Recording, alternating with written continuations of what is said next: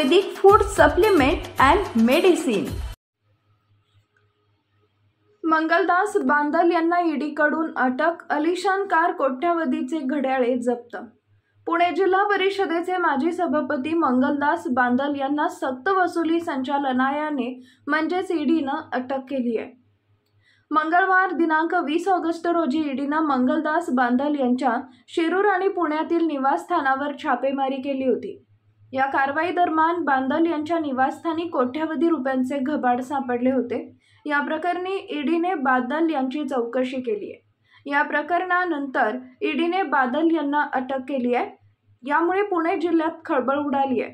मिळालेल्या माहितीनुसार पुणे जिल्हा परिषदेचे माजी सभापती मंगलदास बांदल यांच्या पुण्यातील मोहम्मदवाडी, शिक्रापूर आणि बुरंजवाडी तालुका शिरूर येथील निवासस्थानांवर मंगळवारी ईडीनं अचानक छापे टाकले।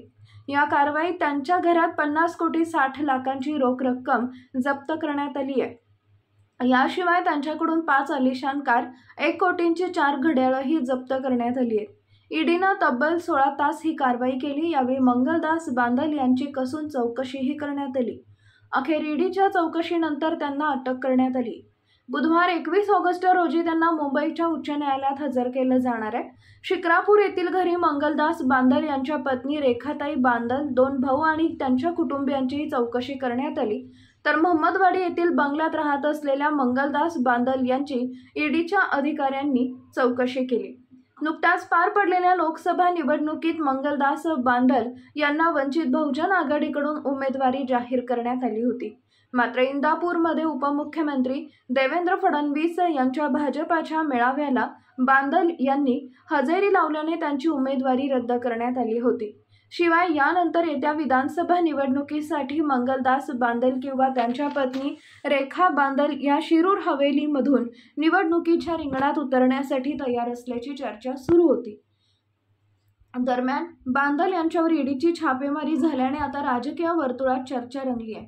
मंगलदास बांदल हे आतापर्यंत ईडी समोर 4 वेळा हजर झाले। त्यानंतर आता पहिल्यांदा हा छापा टाकण्यात आलाय। मनी लॉन्ड्रिंग प्रकरणी यापूर्वी बांदल यांना ईडीने वर्षभरापूर्वी नोटिसा बजावल्या होत्या। चौकशीसाठी ते 4 वेळा ईडीच्या पुणे कार्यालयात हजर राहिले होते। शिवाय 3 वर्षापूर्वी प्राप्तिकर विभागाकडून बांदल यांच्या निवासस्थानावर छापा टाकण्यात आला होता। या छाप्यामध्ये मोठी रक्कम आणि महागड्या गोष्टी जप्त करण्यात आल्यात। बांदल हे शिवाजीराजे भोसले सहकारी बँक फसवणूक प्रकरणी सध्या जामिनावर बाहेर आहेत। Paras mobile accessories and electronics, mobile व टीव्ही रिपेरी, मोबाईल व सर्व डिश रिचार्ज। आमचा पत्ता 34/2/39, 70 फूट road, new Pachhapeth, Solapur. Mobile number 774499 6658 आणि 954546 8473।